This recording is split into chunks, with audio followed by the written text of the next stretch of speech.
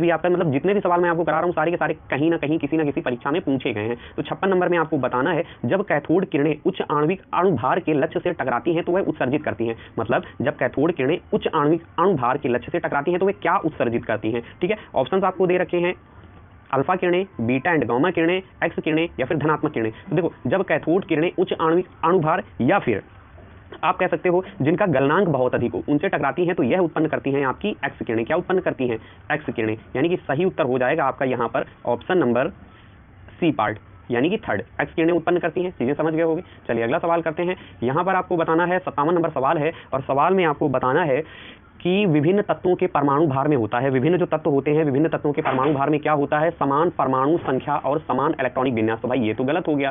ठीक है, अगला क्या दे रखा है? भिन्न भिन्न परमाणु संख्या और समान इलेक्ट्रॉनिक विन्यास। तो यह भी चीज नहीं होती है। इसके बाद तीसरा नंबर क्या दे रखा है? भिन्न भिन्न परमाणु संख्या और भिन्न भिन्न संयोजी इलेक्ट्रॉन। और यहाँ पे क्या पूछा था आपसे? विभिन्न तत्वों में। विभिन्न तत्वों का मतलब क्या हो गया? अलग अलग तत्वों में। तो भाई अलग अलग तत्वों में परमाणु संख्या भी तो अलग अलग होगी और संयोजी इलेक्ट्रॉनों की भी जो संख्या होगी वह भी आपकी अलग अलग ही होगी, यानी कि option number third will be your right answer. Okay, चलिए अगले क्वेश्चन की ओर चलते हैं। तब तक मैं यहाँ पे थोड़ा सा टाइम लूंगा आपका ये करने के लिए। अगला सवाल आपको दे रखा है, यहाँ पे बताना है रासायनिक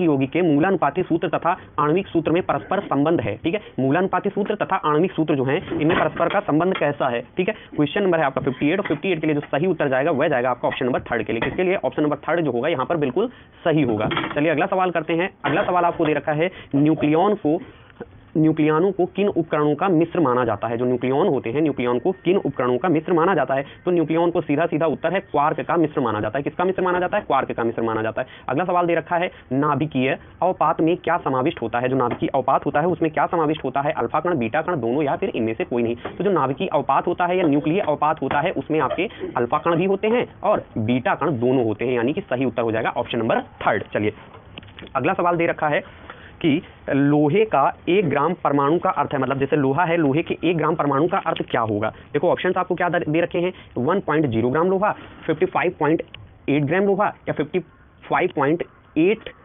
परमाणु द्रव्यमान इकाई या फिर इसके बाद 111.6 ग्राम लोहा। तो इसके लिए जो सही उत्तर जाएगा वह जाएगा आपका ऑप्शन नंबर सी के लिए, क्योंकि यहाँ पे परमाणु की बात कर रहा है और मैंने पिछले 2 वीडियोस में आपको बताया था परमाणु को जो हम लोग व्यक्त करते हैं वो व्यक्त करते हैं एएमयू में। किसमें व्यक्त करते हैं? एएमयू में, और एएमयू आपका थर्ड ऑप्शन में दिया है। तो इस प्रकार से आप कह सकते हो कि यहाँ पर जो सही उत्तर होगा वह होगा आपका ऑप्शन नंबर थर्ड। चलिए अगला सवाल करो। अगला सवाल आपको दे रखा है, बताना क्या है यहाँ पर, किसी तत्व के समस्थानिकों में भिन्नता का कारण उनमें निम्नलिखित संख्या का भिन्न होना है। ठीक है, कोई भी जो समस्थानिक है, समस्थानिक में भिन्नता का कारण क्या होता है। ठीक है, तो जो समस्थानिक होता है कोई पदार्थ या कोई भी परमाणु, तो समस्थानिक का मेन कारण होता है न्यूट्रॉनों की संख्या। काहे की संख्या? न्यूट्रॉनों की संख्या। चलिए अगला सवाल करते हैं। न्यूक्लियर रिएक्टर में प्रयोग किया जाने वाला विमंदक है, जो आपका नाभिकीय रिएक्टर होता है, नाभिकीय रिएक्टर में जो विमंदक के रूप में प्रयोग किया जाता है। तो मैंने आपको पिछले वीडियोस में बताया था कि यूरेनियम का प्रयोग हम लोग नाभिकीय रिएक्टर में ईंधन के लिए करते हैं। ठीक है, और जो आपका ग्रेफाइट होता है, ग्रेफाइट का हम लोग प्रयोग किस लिए करते हैं पिछले वीडियोस में मैंने आपको बताया था। अगर आपको पता है तो आप इसका उत्तर फटाफट से कमेंट बॉक्स में टाइप कर दो। वैसे मैं बता देता हूँ, ग्रेफाइट का प्रयोग आपका मंदक के रूप में करते हैं, रेडियम का प्रयोग हम लोग वहां पर करते ही नहीं है।